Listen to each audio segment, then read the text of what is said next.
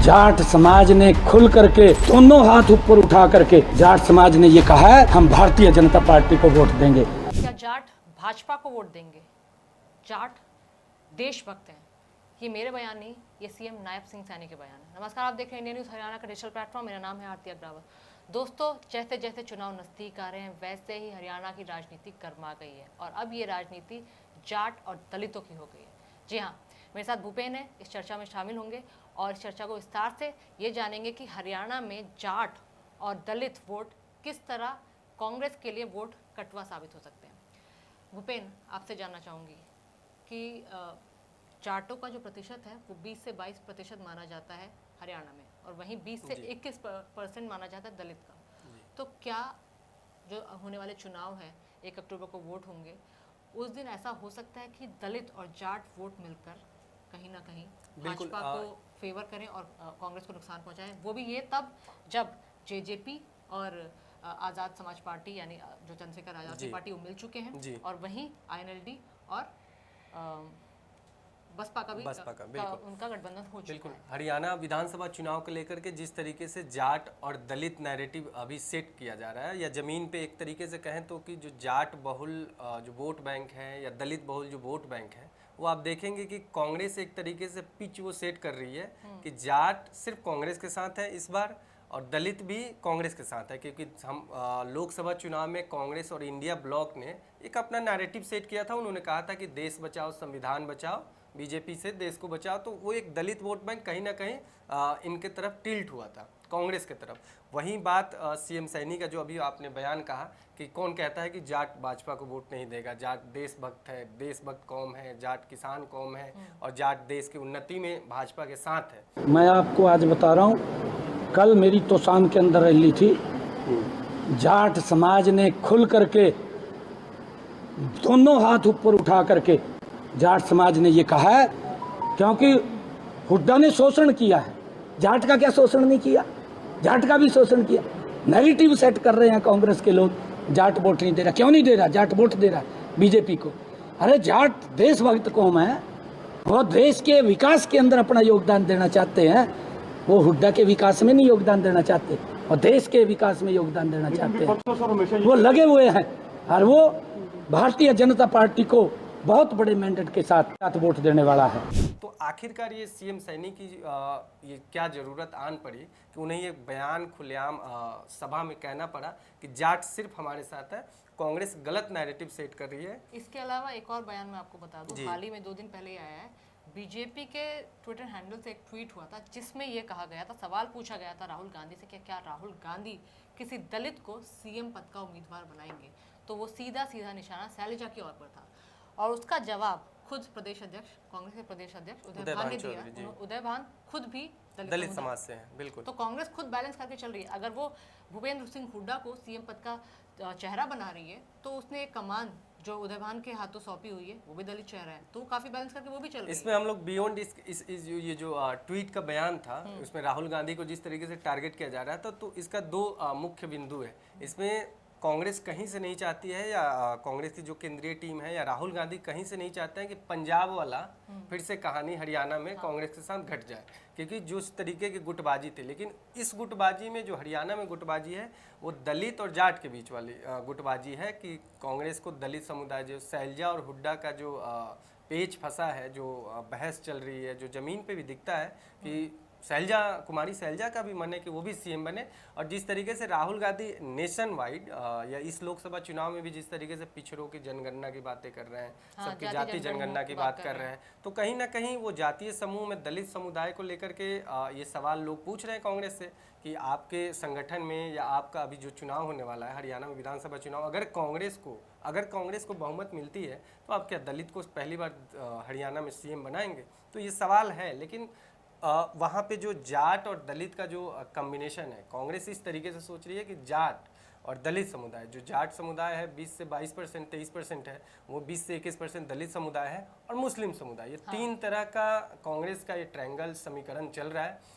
अगर ये तीनों कॉम्बिनेशन इनका सफल रहा इनके मन मुताबिक, कांग्रेस तो इतिहास गवाह रहा है इस चीज का कि कांग्रेस को हमेशा से मुस्लिम वोट्स और दलित सबसे वोट ज्यादा मिलते पर है, रहे हैं, और बिल्कुल। उसी के बिना पर वो जीतती आई है, फिर बिल्कुल। सरकारें बनाती आई है। तो तो हरियाणा में भी जी। ऐसा होना कोई नामुमकिन सी बात नामुमकिन नहीं सी है। नहीं है। और जबकि तब जब कई सालों से भाजपा से जाट नाराज है, किसान भी नाराज है। अभी हाल ही में किसान आंदोलन को लेकर कंगना रनौत ने फिर से एक बयान दे दिया, और विवादित बयान के साथ साथ उन्होंने फिर से एक लड़ाई छेड़ दी है। लड़ाई इस बात को लेकर छेड़ दी है कि अब वाकई में जो किसान आंदोलन में औरतें बैठी थी उनके साथ क्या रेप हो रहे थे, और जो वहाँ पर इतने 700 से ज़्यादा लोगों की शहादत हुई थी, ये कहा जाता है, जिसका रिकॉर्ड प्रधानमंत्री भी कहते हैं कई बार कि हमारे पास नहीं है। राहुल गांधी उस पर कई बार बोल भी चुके हैं, सदन में भी बोल चुके हैं। उस इसमें इनमें 4 वो लोग भी थे लखीमपुर खीरी वाले जाट, जिनमें अजय मिश्र टेनी के बेटे का नाम था। तो बहुत सारे किसानों की शहादत हुई है, और ये तो हमने लखीमपुर खीरी वाला जो है वो तो सामने ही था।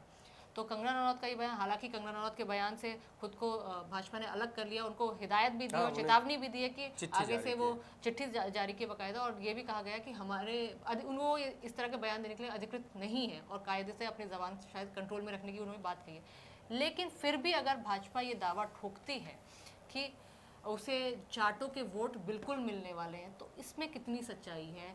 आपने भी देखा होगा, ऑन ग्राउंड अगर हम जाके देखें, बातचीत करके देखें, तो वो कितना ये सच साबित होते हैं। वोट तो किसको मिलेंगे वो तो 4 अक्टूबर को पता चलेगा, लेकिन फिलहाल के जो समीकरण बैठते हैं, क्या वाकई जो सीएम नायब सिंह सैनी दावा कर रहे हैं उसमें कितनी सच्चाई हो सकती है? भूपेंद्र, बिल्कुल। यहाँ पे हम लोग जिस चर्चा को दलित और जाट के बीच देख रहे हैं, तो अगर जाट को हम जोड़ रहे हैं तो वो कहीं ना कहीं किसान कौम है। कहीं ना कहीं हरियाणा में सबसे ज़्यादा खेती बाड़ी किसानी जाटों के पास है, लैंड जो ज़मीनें हैं जो। तो कंगना रनौत जो भाजपा की सांसद है मंडी से, उनका ये जो विवादित बयान था, उससे कहीं ना कहीं, उससे पहले भी आप देखेंगे कि जो किसान आंदोलन हुआ था उस वक्त से ही, उस दौर से ही भाजपा के खिलाफ कहीं ना कहीं वो चीज़ें हैं, उसको स्वीकार हम करें या ना करें, या भाजपा करे या ना करे, लेकिन वो चीज़ें हैं कि ज़मीन पे जाट या किसान समुदाय में भाजपा का बहुत अच्छा छवि नहीं है।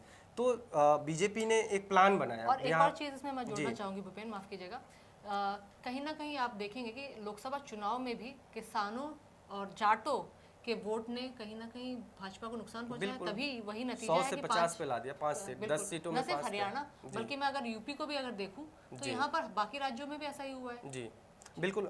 हरियाणा को लेकर के जो अभी कयासें चल रही हैं कि जाट किसके तरफ है, दलित किसके तरफ है, और सीएम सैनी को ये बयान देना पड़ा कि जाट तो हमारे साथ है, जाट तो देशभक्त होते हैं, जाट देश के विकास में साथ आते हैं। लेकिन उससे पहले जो डर था जाटों के लेकर के, आप देखेंगे आंदोलन के बाद से सीएम का पद बदला जाता है, नाम चेहरा बदला जाता है, खट्टर को हटा के सीएम सैनी को बनाया जाता है। तो कहीं ना कहीं कांग्रेस बीजेपी का ये एजेंडा और ये इनका गुणागणित सेट हुआ कि पिछड़ी जो जातियां हैं वहाँ पे सैनी समाज से, वहीं से कृष्णपाल जो गुज्जर हैं गुज्जर समाज से, खट्टर जो पंजाबी समाज से आते हैं, और राव इंद्रजीत, ये जो 4 तरह के जो जातीय समीकरण बनाने के बीजेपी इस पीच पे काम कर रही थी। लेकिन उन्हें डर इस बात का अब हो गया है कि जाट अगर 20-22% है, अगर 50% से ज़्यादा जाट कांग्रेस के साथ जाते हैं तो सरकार मुश्किल में आ सकती है। बीजेपी को तीसरा बार नहीं। बिल्कुल बीजेपी को सोचना पड़ेगा। बेशक से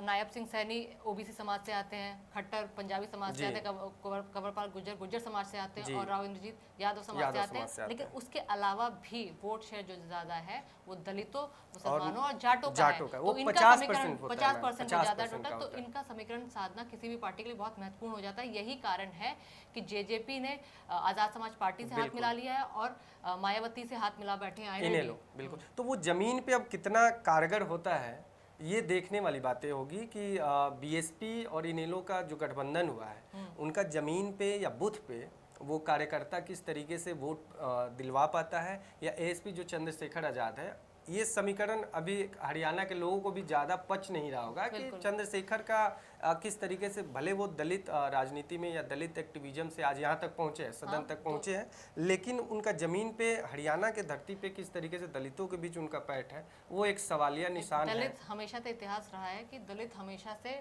कुर्सी बदलवाने वाले लोग। बिल्कुल। तो हरियाणा में इस बार वो चीज़ें कांग्रेस, इसलिए आप देखेंगे कि ज़्यादा आश्वस्त होके देख रही है वो अभी जो इलेक्शन तारीखों में जो बदलाव को लेकर था, इनेलो ने और बीजेपी ने की तरफ तमाम से लोगों ने मोहन ट्विटर बडोली की तरफ से बिल्कुल पत्र दिया गया उसमें था। कांग्रेस ने नहीं दिया था हाँ, लेटर, क्योंकि कांग्रेस तो पहले से अस्वस्थ दिख रही है और पूरी तैयार दिख रही है, प्रिपेयर्ड है कांग्रेस की 1 तारीख को चुनाव होते हैं, बेशक से आज हो जाए। बिल्कुल। तो उनका तो ऐसा लगता है कई सालों से उन लोगों ने अपनी पिच सेट की हुई है और इंतजार ही कर रहे थे कि जल्द से जल्द चुनाव हो। जी, तो अब वो देखना होगा कि जाट और दलितों का जो ये समीकरण और नए नए गणित बन रहे हैं वो जमीन पे किसके पाले में वो समीकरण बैठते हैं और किसका सरकार बनता है, ये तो 4 अक्टूबर को मालूम होगा। लेकिन जाट और दलित और मुस्लिम, ये कांग्रेस इस पिच पे चल रही है और बीजेपी यादव, गुज्जर और पिछड़ी जातियों के पंजाबी तबकों पे निर्भर है। ये पहले से था, लेकिन अब जो जाटों के लेकर के जो जाटों वाला नैरेटिव जो ज़मीन पे, क्योंकि एक जाट, एक वो समाज में जाट समाज इतना अपना दबदबा कह ले उसको, या अपनी मजबूती इतना रखता है कि वो चाहेगा तो वो पोलराइज करवा सकता है। वो 50 दलितों का वोट आप 50 दलितों का वोट वो डलवा सकता है अपने पार्टी के फेवर में, लेकिन 50 दलित चाहेंगे तो वो नहीं डलवा सकते हैं 10 जाटों का अपने फेवर में वोट। तो ये सच्चाई है ज़मीन पे। तो इस वजह से शायद सीएम सैनी को लगा कि अब अपना नैरेटिव अब खुल के बोलना पड़ेगा। ये भी हो सकता है सीएम सैनी को ये भी लगा हो कि अभी अगर ये अभी बयान नहीं आया तो कहीं ना कहीं कुछ गड़बड़ हो सकती है, क्योंकि उलटफेर वाले बयान आने ही लगे हैं सांसदों और विधायकों की तरफ से। जी हाँ, बिल्कुल 1 तारीख को वोट होंगे हरियाणा में, 4 तारीख को नतीजे आएंगे, उस दिन तस्वीरें पूरी तरह साफ हो जाएंगी। लेकिन फिलहाल की जो तस्वीर कहती है वो यही कहती है कि जाट कहीं ना कहीं ग्राउंड पर जो फेवर करते हुए दिखाई दे रहे हैं वो कहीं ना कहीं कांग्रेस को फेवर करते हुए दिखाई दे रहे हैं। लेकिन बीजेपी भी कोई कसर पीछे नहीं छोड़ रही है और उस कमर कस के बैठी है और लगातार रैलियों का और सभाओं का दौर शुरू हो गया है। हर कोई अपनी ओर से जनता से जाके जुड़ाव करना चाहता है, मिलना चाहता है और बताना चाहता है कि आगे के 5 साल क्यों उन्हें दिए जाने चाहिए। नमस्कार।